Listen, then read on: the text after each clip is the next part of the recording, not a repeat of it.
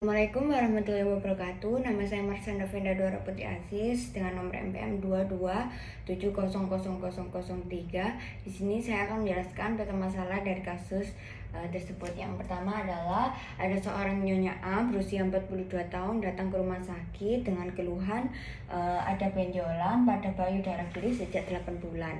Nah, dari anamnesis riwayat penyakit sekarang yaitu benjolan dirasakan semakin besar tapi tidak nyeri, keluhan cairan pada puting payudara, benjolan pada ketiak kiri sejak 2 bulan dan dirasakan tidak nyeri, dan berat badan menurun dalam 1 bulan 3 kg. Nah, yang kedua adalah riwayat pengobatan, melakukan pengobatan ke dokter, akhirnya melakukan pengobatan pada alternatif, yaitu pengobatan tidak tuntas. Nah, yang ketiga riwayat penyakit dahulu, usia menstruasi tampak mens lebih dini, yaitu umur 10 tahun sudah menstruasi dan tidak mengalami trauma sebelumnya. Sudah lama ketika menstruasi payudara terasa nyeri dan membesar. Lalu tidak pernah dibawa tapi pernah dibawa ke rumah sakit, tapi kata dokter dinyatakan sehat. Nah, selanjutnya tidak pernah memiliki benjolan seperti ini sebelumnya. Riwayat penyakit keluarga, ketika berumur 44 tahun, ibu dari Nyonya A ini meninggal akibat kanker payudara, dan saudara ibu dari Nyonya A ini meninggal karena kanker kelenjar getah bening. Nah, riwayat kebiasaannya sering mengonsumsi makanan yang berlemak, daging merah, daging bakar, lalu sedikit kegemukan, kemudian tidak merokok tetapi mengonsumsi makanan yang beralkohol. Selanjutnya adalah pemeriksaan fisik. Yang pertama adalah tekanan darah 120/70 reguler dan kuat angkat. Yang kedua adalah denyut nadi 98 kali per menit, lalu frekuensi napas 17 kali per menit, dan suhu 36,9 derajat Celcius, akral hangat, kompos mentis GCS 456, lalu tinggi badan 169, lalu berat badan 75 kg. Nah, pada palpasi pada payudara, payudara sinistra, inspeksi benjolan pada mama sinistra, GLA, GLB 8 cm dengan 2 nodul di permukaan kulit, lalu positif papila retraksi dan positif PUD orange, lalu ada skin dimpling dan ada neovaskularisasi pada kulit di setiap tumor, pembentukan pembuluh darah baru, lalu ada palpasi, batas tidak jelas, fix pada dasar, menempel pada jaringan, lalu konsistensi padat dan negatif kiltos, tidak nyeri tekan, hangat dan tidak kemerahan, lalu terdapat discharge kemerahan keluar dari mama. Selanjutnya saya akan menjelaskan pemeriksaan penunjang. Yang pertama adalah darah. Pemeriksaan darah tidak ada kelainan, lalu ada hasil mamografi tampak lesi hyperdense dengan tepi irregular, dan halus sign incomplete di QLA sampai KLB mama kiri sekitar 5 cm. Lalu ada USG mama dan aksila nodul solid dengan 5 cm, hypercoid, heterogen dengan klasifikasi multiple intranodul, batas tegas tapi irregular, dan GLA sampai GLB mama kiri pada regular aksila didapat pembesaran KGB multiple dengan bentuk bulat hypocoid tanpa normal fatihilum ukuran 1-2 cm. Lalu selanjutnya fototoraks, tidak ada nodul metastasis di kedua paru, lalu USG abdomen, tidak ada nodul metastasis pada liver paraorta. Nah, lalu selanjutnya hasil FNAB, fine needle aspiration biopsi payudara, adenosa mama sinistra dan adenosa pada limfodi dan aksila kiri tampak serupa hasil FNAB dan aksila secara morfologi. Selanjutnya adalah diagnosa kita hasil dari patologi anatomi adalah invasive carcinoma of special type infiltrating ductal carcinoma, modified Scraf, Blum, Richardson grade 3, dan lymphovascular invasi yang positif dan fibroblastic change. Metastasis dengan KGB aksila, 3T3NI mark stage 3A. Lalu ada prognosis, yaitu yang pertama adalah debia dengan terapi kemungkinan bisa membaik, tetapi pada kasus ini sudah bermetastasis sehingga ada kemungkinan memburuk. Yang kedua adalah edukasi, memberikan arahan untuk menjaga pola hidup sehat dan memenuhi asupan nutrisi, tidak stres dan tidak melakukan kegiatan yang tidak menimbulkan trauma. Lalu pencegahan, yaitu melakukan sadari, melakukan mamografi pada usia 40 tahun ke atas. Baik, selanjutnya saya akan menjelaskan tentang peta konsep dari kasus tersebut. Yang pertama ada sel normal yang mengalami mutasi DNA. Nah, mutasi DNA ini diakibatkan oleh beberapa faktor, yaitu yang pertama adalah bahan karsinogenik, paparan radiasi, dan genetik.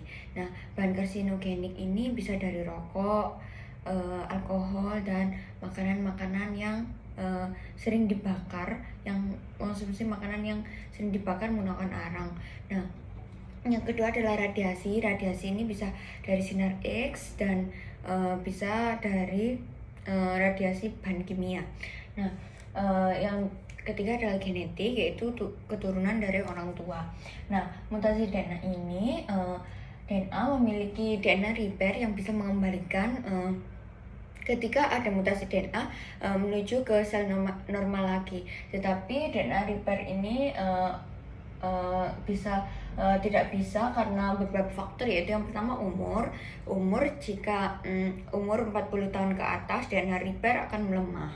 Nah, dan bisa juga karena paparan karsinogenik dan radiasi yang kuat, sehingga DNA repair ini tidak bisa mengembalikan sel pada sel normal. Nah, akibat dari mutasi DNA ini mengakibatkan pertumbuhan tak terkendali, pertumbuhan yang luar biasa cepat dan banyak, pembelahan sel yang banyak, satu menjadi dua menjadi 4, dan menjadi banyak, yang mengganggu organ yang ditempatinya. Biasanya melakukan penekanan pada suatu jaringan yang mengakibatkan itu menjadi benjolan. Nah, benjolan ini yang biasa kita sebut tumor, ada dua, yaitu tumor jinak dan ganas. Nah, perbedaan dari tumor jinak dan ganas ini, yang pertama adalah jika tumor jinak mudah digerakkan, tumor tersebut mudah digerakkan. Jika tumor ganas, tumor tersebut fix pada dasar dan tidak bisa digerakkan. Nah, yang kedua, jika tumor jinak lunak dan kenyal, tetapi jika tumor ganas padat dan keras. Nah, lalu batas dari tumor jinak ini jelas, tetapi pada tumor ganas batas tidak jelas.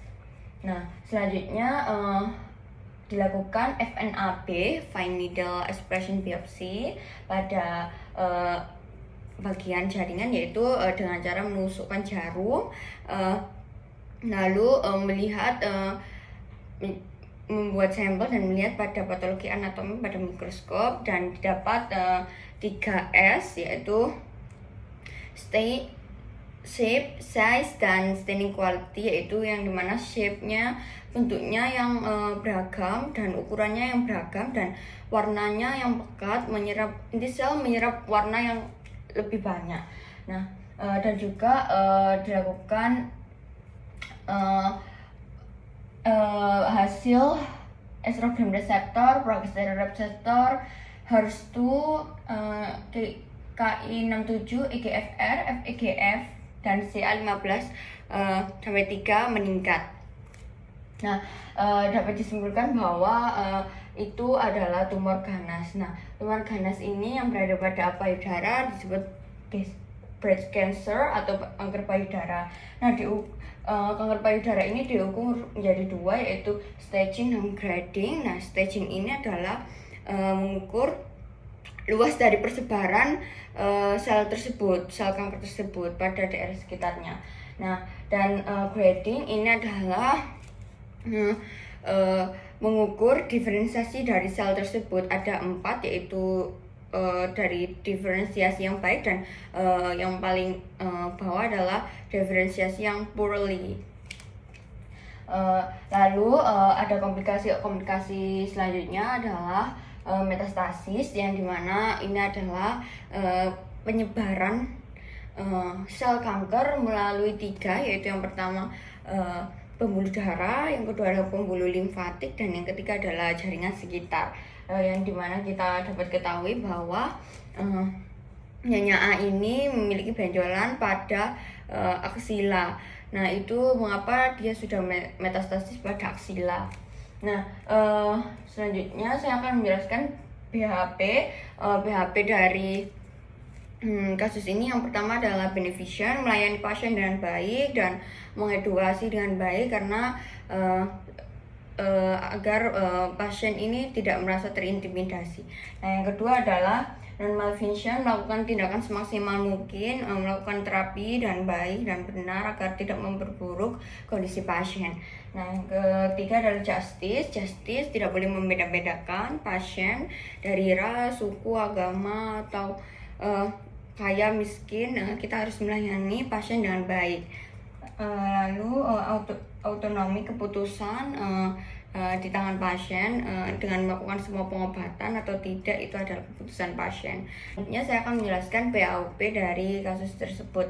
Nah, yang pertama adalah primer, melakukan penyuluhan dan edukasi pada masyarakat luas, dan untuk melakukan sadari jika orang wanita yang umur 40 tahun ke atas diwajibkan melakukan mamografi agar bisa mendeteksi kanker payudara secara dini. Yang kedua adalah sekunder, yaitu melakukan terapi.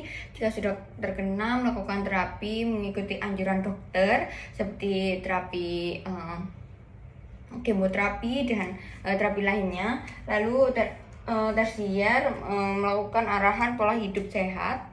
Nah, dengan agar tidak terlalu terpapar dengan radiasi dan menghindari banyaknya bahan karsinogenik yang masuk ke dalam tubuh. Sekian dari saya. Wassalamualaikum warahmatullahi wabarakatuh.